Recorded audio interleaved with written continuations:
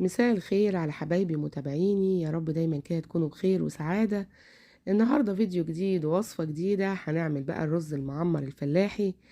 من أجمل الحاجات اللي ممكن ناكلها على السفرة، مكوناتها كلها بسيطة كده وسهلة وموجودة عندك في البيت. عملت النهاردة الرز المعمر باللحمة. يا سلام بقى على طعمه باللحمة، مستوي ومفلفل وطعمه تحفة. شايفين بقى شكل الرز مع اللحمة بجد مغري ويفتح النفس. تابعيني يلا في الفيديو علشان تشوف الطريقة، بس يلا بسرعة اشتركي في القناة ولايك وشير لو عجبك الفيديو. انا معايا هنا تقريبا كيلو الا ربع من اللحمة دي، انا كنت سلقاها، ما كنتش ناوية اعملها للرز، بس كانت مسلوقة ومحطوطة في التلاجة، والنهاردة قررت كده ان انا اعمل رز معمر.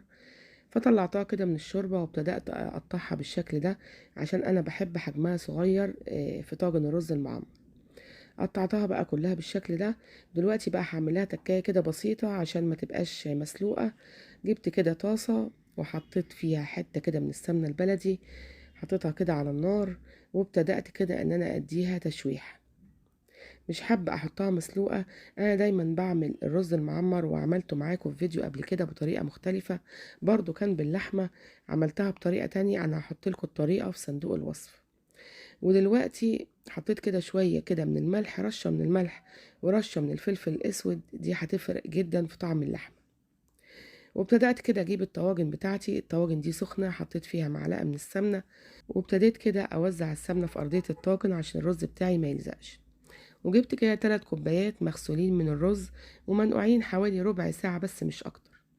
وجبت كده معلقتين من السمنة اللي احنا عاملينها مع بعض. السمنة دي اللي احنا عملناها من وش اللبن، من القشطة بتاعت وش اللبن. نزلت لكم فيديو قبل كده، وهحط لكم برضو اللينك بتاعه في صندوق الوصف. حطيت معلقتين من السمنة، شايفينها مرملة وتحفة ازاي.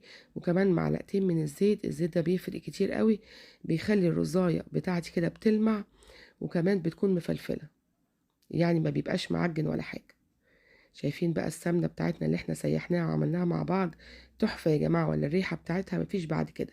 بصراحة دي أحلى سمنة ممكن تعمليها، دي السمنة الوحيدة اللي أنا بثق فيها، اللي أنا بعملها بإيديا من وش اللبن. هتلاقوا اللينك بتاع الفيديو ده في صندوق الوصف. وجبت بقى الطاجن بتاعي وحطيت نص الرز بالشكل ده. يبقى دعكت الرز كويس بالسمنة وكمان بالزيت، معلقتين كبار من السمنة زي ما انتوا شفتوا كده، ومعلقتين من الزيت. حطيت نص الرز في أرضية الطاجن، وحطيت كده اللحمة في النص بعد ما قطعتها صغير، وديتها تحميرة كده بحتة سمنة بلدي، ورشيت عليها ملح وفلفل. بقى طعمها بقى مفيش بعد كده، حبيتش احطها مسلوقة.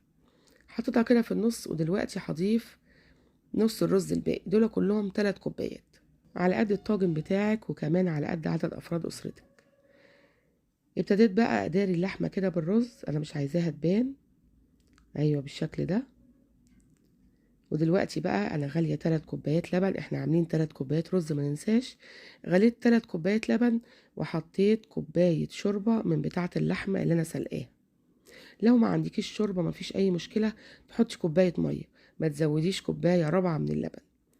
يبقى هتحطي 3 كوبايات لبن عليهم كوبايه شوربه، او 3 كوبايات لبن عليهم كوبايه ميه. انا ضفت هنا نص معلقه ملح صغيره علشان الشوربه بتاعتي كانت حقيقه، فما حبيتش ازود الملح. وطبيعي الرز المعمر ما بيحبش الملح الكتير. الحته دي بقى يا جماعه اتحذفت مني في التصوير، او ما اتصورتش، مش عارفه بصراحه، ما لقيتش المقطع ده. انا جبت كده القشطه بتاعت وش اللبن، وحطيت عليها نص كوبايه من اللبن، وربيتها كده بالمضرب اليدوي، بقت بالشكل اللي انتوا شايفينه ده. ما حبيتش احط القشطه بتاعتي وهي مجمده عشان الوش بتاع الطاجن كله يشرب من القشطه. القشطه دي مهمه جدا، وهي اللي هتعمل لنا الوش. خلاص كده انا هبتدي بقى اعمل الطاجنين التانيين الفخار دول. انا بصراحه بحب الفخار ده ومتعوده عليه، والرز المعمر فيه بيطلع تحفه. جبت برضو 3 كوبايات من الرز تانيين، وحطيت برضو كده معلقتين من السمنه، بس انا قللت السمنه شويه في الطاجنين دول لان انا هاكل منهم. انا ما بحبش بصراحه الدهون كتير. انت السمنه براحتك، عايزه تقللي عايزه تكتري، اللي يعجبك. وحطيت برضو معلقتين الزيت، دول مهمين جدا، هيخلي الرز بتاعك مفلفل وبيلمع كده، بيبقى تحفه.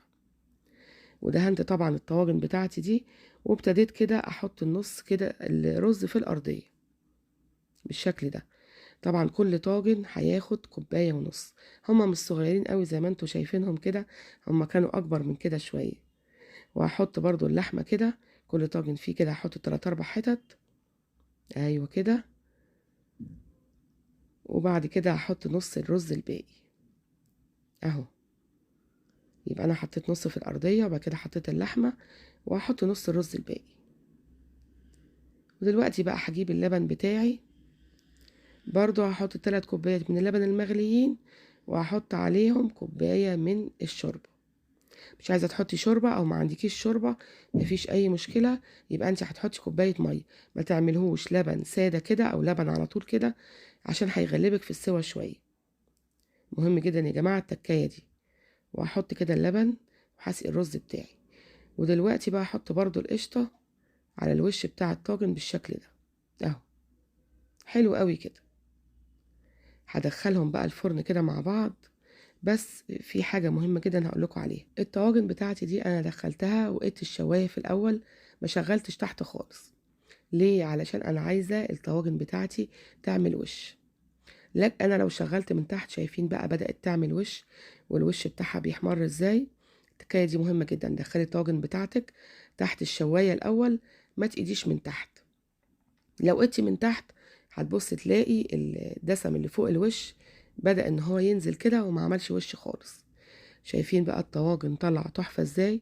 دول استووا الاول كده واحمروا الاول، فانا طلعتهم. شايفين شكلهم حلو والوش بتاعهم كده جميل. عايزه اقول لكم بقى يا جماعه ان كانت ريحته تحفه جدا. طبعا احنا عملناه بسمنه بلدي وقشطه وشوربه ولحمه، الحاجات دي كلها عامله ميكس كده مع بعض، والريحه مفيش بعد كده. شايفين بقى الرز بتاعنا جميل جدا. اعمليه بالطريقه دي وجربيه، هيعجبك قوي. انا بس عايزه اوريلكم كده الرز المفلفل كده من جوه مع اللحمه.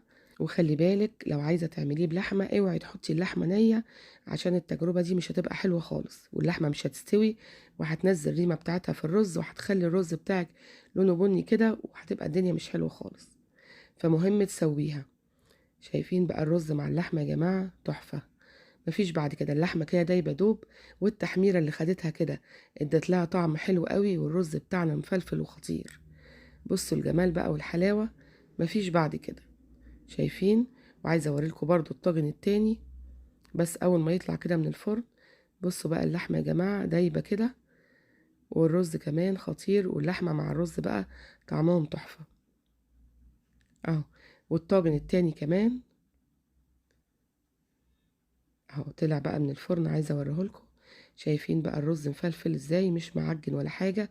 طبعا مهم جدا ان الرز المعمر يبقى مفلفل، وفي نفس الوقت الرزايه بتاعتك مستويه، والارضيه مش لازقه ولا حاجه. شايفين الارضيه زي الفل، يعني السوا بتاعه مية مية.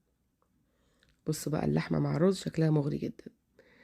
انا بتمنى يكون الفيديو بتاعنا النهارده عجبكم، ولو عجبكم بقى ما تنسونيش اللايك والشير والسبسكرايب للقناه. يلا باي باي، سلام.